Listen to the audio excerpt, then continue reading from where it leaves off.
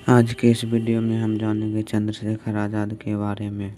दुश्मन की गोलियों का हम सामना करेंगे, आज़ाद ही रहेंगे, आज़ाद ही रहेंगे। ऐसे विचारधारा के समर्थक अमर शहीद चंद्रशेखर आज़ाद का जन्म 23 जुलाई 1906 को मध्य प्रदेश के अली रायपुर जिले के भावरा ग्राम में हुआ था। इसके पिता पंडित सीताराम तिवारी मूल रूप से उत्तर प्रदेश के उन्नाव जिले के बदराक ग्राम के रहने वाले थे। इसकी माता जगरानी देवी थी। बचपन से ही चंद्रशेखर आज़ाद न्याय प्रिय व उच्च विचारों वाले थे। इसका विद्यार्थी जीवन 5 वर्ष की अवस्था से आरंभ हो गया था। यह अपने बड़े भाई सुखदेव के साथ गांव की पाठशाला में पढ़ने जाते थे।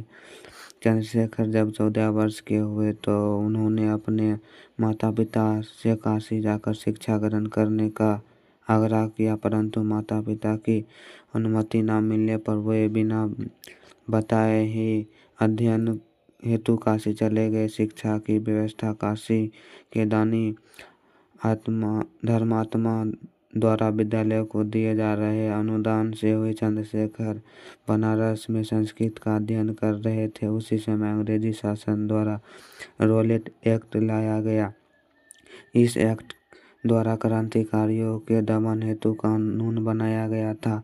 गांधी जी के नेतृत्व में पूरे देश में रॉलेट एक्ट विरोध हो रहा था। बैसाखी का दिन 13 अप्रैल 1919 को रो एक्ट के विरोध में अमृतसर के जालियांवाला बाग में एक सभा हो रही थी। इस सभा में बच्चे, बूढ़े और युवक सभी शामिल थे।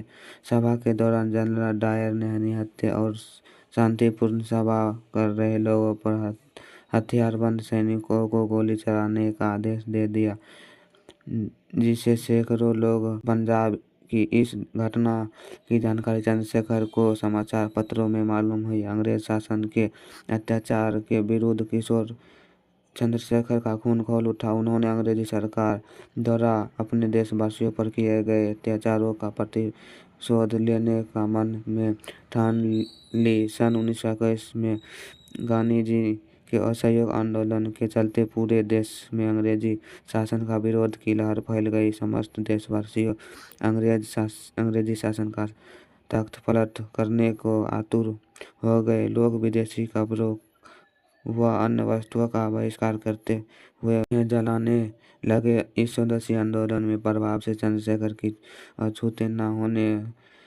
और आंदोलन में शामिल हो गए। जहाँ भी जुलूस व हड़ताल होती, चंद्रशेखर तत्काल वहां पहुंच जाते। बचपन की कठिन परिस्थितियों ने उन्हें कष्ट सहिष्णु, कठोर परिश्रमी व संघर्षशील बना दिया था। सन 1921 के अंत में ब्रिटेन की युवराज भारत यात्रा पर आए। उनके आगमन पर पूरे भारत में विरोध किया गया।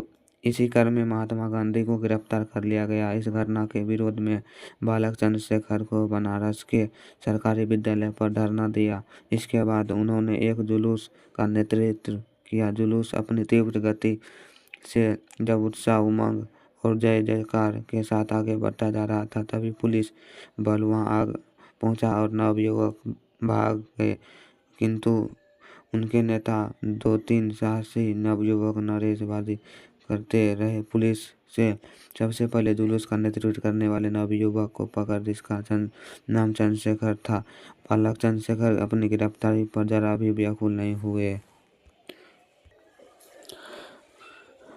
पहले की तरह उनके मन में जोश और चेहरे पर प्रसन्नता दिख रही थी। उन्हें हवालात में डाल दिया गया। सर्दी की मौसम में और रात का समय हार कांप रहा देने वाली इस ठंड में पुलिस अधिकारी ने उन्हें ओढ़ने के लिए कंबल तक नहीं दिया, ताकि बालक को ठंड से विचलित होकर उनसे क्षमा मांगे, किंतु ऐसा कुछ भी नहीं हुआ। रात को 2 बजे जब पुलिस अधिकारी बालक चंद्रशेखर को देखने पहुंचे तो वह उन्हें देखकर स्तब्ध रह गया। वह दंड बैठक कर रहे थे और उनका शरीर पसीने से नहाया हुआ था। अगले दिन बालक चंद्रशेखर को मजिस्ट्रेट के सामने पेश किया गया। मजिस्ट्रेट क्रांतिकारियों को कठोर दंड देने के लिए प्रसिद्ध था। अदालत लगी थी और कटघरे में सुंदर गठीला नौजवान खड़ा था। मजिस्ट्रेट ने लड़कों को पूछा उनका नाम क्या था। लड़के ने निडरता के साथ जवाब दिया, आजाद। इस बार मजिस्ट्रेट ने कर्कशदार आवाज में पूछा, पिता का नाम। लड़के ने जवाब दिया, स्वतंत्र।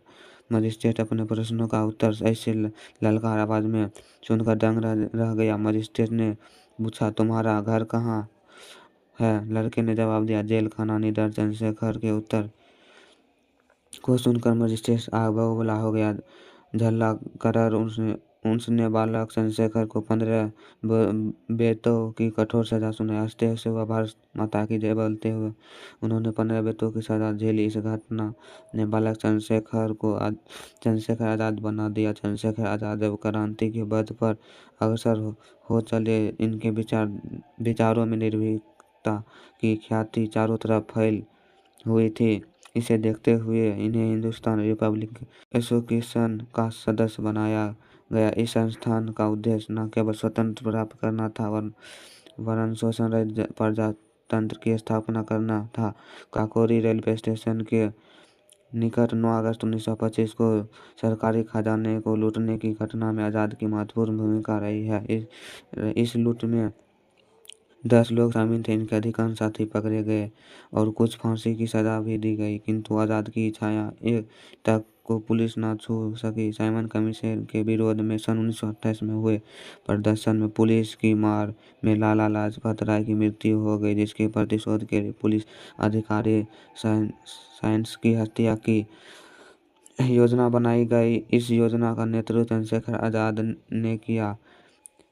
इस योजना आजाद के साथ भगत सिंह, राजगुरु और सुखदेव भी थे। साइंस की हत्या के लिए अंग्रेजी शासन किसी भी नहीं पकड़ सका। आजाद इस कार्य के बाद लाहौर से बाहर चले गए। आजाद ने कालांतर में एक नए क्रांतिकारी दल का गठन किया, जिसका नाम हिंदुस्तान सोशलिस्ट रिपब्लिकन एसोसिएशन रखा गया है। आजाद इस संगठन के आजीवन सेनानायक रहे। सदैव अंग्रेज सरकार की आंख की किरीकिरी बने रहे, किंतु अंग्रेज सरकार उन्हें कभी पकड़ न सकी। वह क्रूर शुक्रवार का दिन 27 फरवरी 1931 को जब आजाद अल्फ्रेड पार्क इलाहाबाद में अपने क्रांतिकारी साथियों के मंत्रणा कर रहे, अंग्रेजी शासन ने उनके अल्फ्रेड पार्क में उपस्थित होने का सूचना मिली। पूरा पार्क पुलिस से घेर लिया गया। चारों तरफ गोलियां चल रही थी।